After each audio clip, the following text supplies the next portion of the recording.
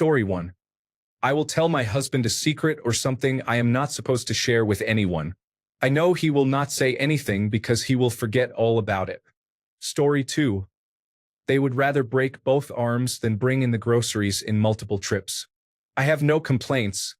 I'm just concerned sometimes. Story 3. They will sit on the juiciest piece of gossip, but when you ask for details, they know nothing. What do you mean you didn't ask every single detail? Story 4. If I want to vent, I should preface my comments by letting them know I am not asking for a solution. Story 5. How little they worry about their health. I'm here going to the doctor for every weird twinge or skin lesion, while my husband was completely relaxed about not visiting the doctor for nearly a decade until I encouraged him to go. Story 6. How strong they are. I knew that men were generally stronger than women, but I did not fully understand the extent of the difference until I met my husband. Story 7. Men communicate better without direct eye contact. They tend to open up more when side by side engaging in activities like fishing, playing pool, or video games. Women are generally more tactile with one another and often maintain eye contact. They observe facial expressions and body language closely. Story 8. They are actually very soft when they feel safe. Once that armor comes down, they become affectionate, goofy, and sometimes clingy little golden retrievers. 10 out of 10 would snuggle again. Story 9. The first thing I learned in my first relationship was that my mother was wrong. She told me all men would try to have sex with you. My ex said he wasn't ready for sex because we were only 18 and he was scared of possibly getting me pregnant. I was still religious, so that worked for me as well. Story 10. Some of them actually enjoy the traditional aspects of gender roles. I always assumed my dad was outdated when he talked about how men love providing for women, feeling useful or needed, and making them feel safe. But no, I told my boyfriend I was thankful I could rely on him, and he was thrilled for the day. He keeps track of any reported crime in the area and insists on driving me home if anything seems off. He even offered to change my oil. I love it and him, but I wouldn't have guessed that he would. Story 11. Men often don't receive enough compliments, and the best thing a woman can do for him, whether or not she wants to marry him, is to express all the positive thoughts she has about him. Why not let him know he is truly wonderful if he is indeed wonderful? Story 12. They really think a 26-in-1 shampoo, conditioner, body wash, face wash, dog wash, car wash, motor oil, and laundry detergent is good. Story 13. There is significant societal pressure on men regarding their status and financial readiness to be in a relationship. I have never experienced that kind of pressure as a woman. Story 14. They really don't want you to hold their belongings when they go to the bathroom. Just let me hold it. I need to know what it's like. Story 15. How attentive and observant they are when you go out with them. I didn't realize how quietly aware and consistently protective they are of the women in their company. Story 16. That no matter how sick or hurt they are, you have to fight them to get them to the hospital. You should go to the emergency room. I'm fine. You almost passed out twice. You said it, almost. Your arm is detached from the rest of your body, and there's enough blood on the floor for a blood sacrifice. It's just a scratch. Story 17. They weren't taught how to express emotions. They just navigate emotional crises as if it were an ordinary day. Story 18. They find it difficult, often painfully so, to ask for help because they are trying to manage the physical realities of life for others. It is essential to maintain a high level of competency at all times. Noticing them, checking in on them, and performing specific tasks for them can make a difference. It is also important to ensure they understand their contributions are valued. Whether it's changing light bulbs, making decisions together, or taking a few night shifts with a new baby. Men can be surprisingly affectionate. They tend to express themselves physically much more. Story 19. They show love differently. They are more about actions than words. They might fix things, do small tasks, or just be physically present as their way of expressing love. Sometimes it makes me wonder how their minds are wired. Story 20. If a man has a cool gadget such as a barbecue, drum kit, motorcycle, or synthesizer, two other men will instantly appear to admire, critique, compare, and discuss. Echoing what has already been said, many men would rather die than ask for help, as this may be perceived as weakness. Asking for help includes going to the doctor, getting therapy, asking for directions, or even looking at an instruction manual. This is something we, as a society, need to come together to change, as it would benefit us all. Demisexual men are real. They do not consider someone a sexual prospect unless they are romantically interested in them first. Validating their masculinity, even in small ways such as letting them hold the door for you, open a jar, or kill a spider, will make them feel empowered. Story 21. They prefer oval toilet seats to round ones because they find them more comfortable. Story 22. They feel emotions just as strongly as I do, but often don't know how to handle or even identify those emotions. If you have never really been allowed to feel your feelings, how can you know what those feelings are when they bubble up? I truly empathize with how many men are raised to be emotionally stunted and disconnected, and then are punished by their partners for not being able to emotionally connect. While I believe we deserve emotional support and maturity, I cannot be upset with people who were never allowed to develop those aspects in the first place. Story 23. Even they have the right to say no in situations. When I grew up, I always saw men saying yes to sexual preferences and being desperate about it. However, when I entered a relationship, I learned that not all men are desperate, overly eager, or irrational all the time. They have moods too. Story 24. Men often experience loneliness and have smaller friend groups, which can change frequently due to life circumstances.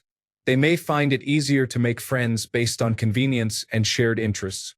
Typically, they may feel closer to someone they play video games with than to their friends, coworkers, or neighbors. Once they enter a committed relationship, their friends often become less involved, further reducing their connections with other men. Story 25. Causing drama only pushes them away. Men grow tired of a relationship that brings more stress instead of peace. Story 26. How strong they are. My first relationship wasn't a good one, and I never realized that I could be held down against my will so easily. Still freaks me out. Story 27. Just how many men are not okay mentally and feel lonely? Many have mental health issues but either do not discuss them frequently or do not always seek help. It is unfortunate because I have friends and family I can rely on to share my feelings. I dislike how conditioned some men are to keep their emotions bottled up. Story 28. They are more sensitive than they let on. They may act tough but can feel sad if you don't notice their fresh haircut. They really do appreciate compliments. They just don't receive them often. Story 29. Men need more emotional and mental health support services available to them. I have noticed significantly more emotional availability and mental health awareness among my friends compared to others. This may be partly because I actively seek it out, but the stigma surrounding these topics for men can be easily overlooked, making it more difficult for them to recognize when to ask for help. Story 30. I was surprised by how much they love women. I appreciate men and love my husband, but my husband admires the female body in a way that is different from my affection for anything else. He is not the first man who made me realize this. It feels like another level of adoration. Story 31. Many individuals were never taught basic personal care, such as washing their faces, flossing, thoroughly cleaning their bodies, and using lotion. I dated a guy who constantly complained about being itchy, so I started applying lotion on him after his showers. He genuinely did not realize that dry skin was the cause of his discomfort or the purpose of lotion. He only thought it smelled good. Story 32. This is what I've learned so far from dating. A man's skin can stick to his thigh randomly. Shrinkage is real, as the penis retracts to protect itself from danger. Men think a lot. They won't say 70% of what they're thinking. An erection feels like having a thick branch hanging in the middle of your pants. The substances in some shampoos and the lack of acne after using a dirty towel on their face is real and baffling. The typical male hangout involves sitting together with friends, either dressed or not, relaxing, drinking, and passing cannabis around. When someone vents to them about something, men don't ask for details. They simply respond, "That's tough. By the way, want to do something together to distract yourself from that situation. Story 33. Life becomes more enjoyable when you allow yourself to enjoy the moment. He helps me appreciate the life we are building together, rather than just planning for our next goal. When men become hyper-focused, the only things that can break their concentration are a beer, a burger, or attractive women. Story 34. I was raised by my dad and grandfather. They were very laid back and taught me many cool things. They are also quite masculine in terms of their hobbies. When I was younger, I learned that not all men can grow beards, which was surprising to me. Another thing that impressed me was their strength. No matter what I do, I will never have that much arm strength. Story 35. They don't make small talk with their friends. Let's say a husband visits his buddy Johnny. He comes home and I ask, "So, how's Johnny doing? Is he still working at the factory? I don't know. How are he and his wife liking the new house? I don't know. I didn't ask. Did his surgery on his hand last month go well?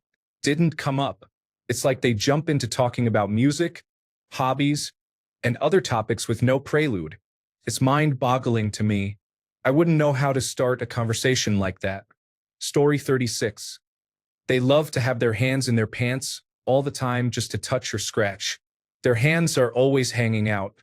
Story 37. I grew up convinced I was ugly, overweight, and unpleasant, to the point where I thought my partner would feel the need to leave immediately after being intimate with me. My first partner is now my husband. I don't mean this unkindly, but I was surprised to learn how few of my glaringly obvious flaws he even notices, let alone cares about. It took many more years to convince me that he is not being intimate with me to be polite. He succinctly put it as attraction isn't about politeness. I'm sure he is not unique among men in being blissfully unaware and indifferent to the things we women often believe are terrible. Story 38. They are really strong. I fell from the bed and my slim boyfriend, in a sleepy trance, just picked me up from the floor and placed me back on the bed as if I didn't weigh anything at all. It's incredible how they possess that much strength. It's quite frightening. Story 39. They are all 12 mentally, but not in a bad way. My boyfriend goes out of his way to gross me out or get a reaction from me with his silent but deadly actions. Story 40. Men generally cry less than women. I'm unsure whether this is due to societal norms or hormonal factors, but I have only witnessed my boyfriend cry once, while he has seen me cry numerous times. I have also only seen my dad cry once, and that was during his final moments. Men tend to show their tears only in truly serious situations. As a woman, I often feel like I am holding back tears, which may lead some men to believe that women cry intentionally. Story 41. It took me a few relationships to realize this, but there are many men out there who are straight yet harbor disdain for women. Story 42. I was surprised by how much stronger men are than women. When my ex playfully wrestled me to the ground and held me down, I realized I would never be able to escape if I were attacked. I might be able to get away if I bit and scratched, but that would be it. Story 43. How direct men are is actually refreshing, and it has taught me to be more direct as well. There are many sociological reasons why women tend to be less straightforward, but there's no need to enumerate them all. The best of the sexes are learning from each other, and I appreciate knowing that what my partner says, he means, and I don't have to read between the lines. Story 44. Growing up, I always thought men had to be extremely masculine. However, when I met my boyfriend, I realized they can also be gentle. He uses a sweet, playful voice to make me smile while still being strong and reliable. Story 45. How long I like to take a shower for is apparently a long time. Most men think their own feet either smell bad or look unusual. Men and women prefer different temperatures on the thermostat most of the time. Men don't emphasize appearance as much as they do tone of voice. Most men love their mothers. If your partner does not, you should be curious about why and reflect on it. Most men have an active mode and a relaxed mode. It is important to respect the difference. Men who care about your ability to spend time with your friends will also help you feel like you belong with their family, and you may develop feelings for their family at first glance. Story 46. Many seem to view women as if we are a foreign species. I am not that different from men. You can talk to me as if I am a human. Story 47. Men do not typically discuss their personal lives in detail, and they often maintain low-maintenance relationships. A common observation I have made among my partner and his friends is that they seem surprised by each other's life events. They often react with phrases like, "Wait, he is married? He has a son." I experience this with other male friends as well. When I ask to meet up, they often respond with, "Oh, can I bring my wife?" And I am taken aback, thinking, "Wait, when were you married?" In contrast, my female friends share every detail about significant events, such as breakups, pregnancies, or moving. Even though I don't always talk to them on the phone, we make it a point to catch up whenever we meet. This observation is particularly true regarding heterosexual men. I only realized this dynamic when I began to understand how my partner interacts with his friends. Story 48.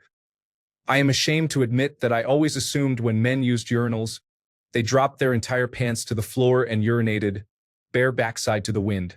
I don't know why I never thought more critically about the design of men's pants. Story 49.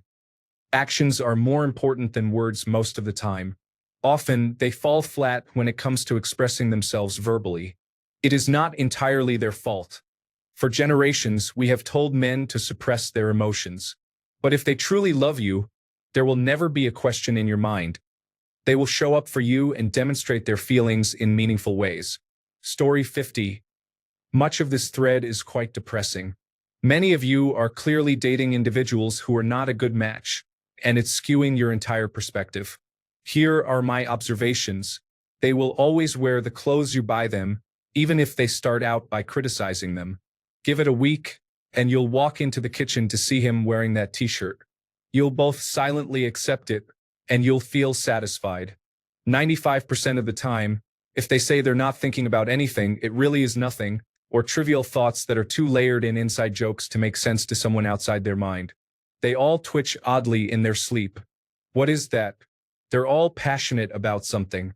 Unless they're mismatched partners, they are all doing their best. Many don't know what that looks like because they've never been taught how to express their emotions healthily or communicate how they prefer to receive information in a way that's helpful for them. I have never met a single man who doesn't get excited when a woman recognizes and responds to obscure memes or media references they mention. Bonus points if the reference is from Star Wars or something else stereotypically associated with nerdy men. They all love building with construction blocks. It might just be that I'm dating a huge geek. Thanks a bunch for sticking around till the end of the video. Remember to subscribe, and until next time, stay awesome and goodbye.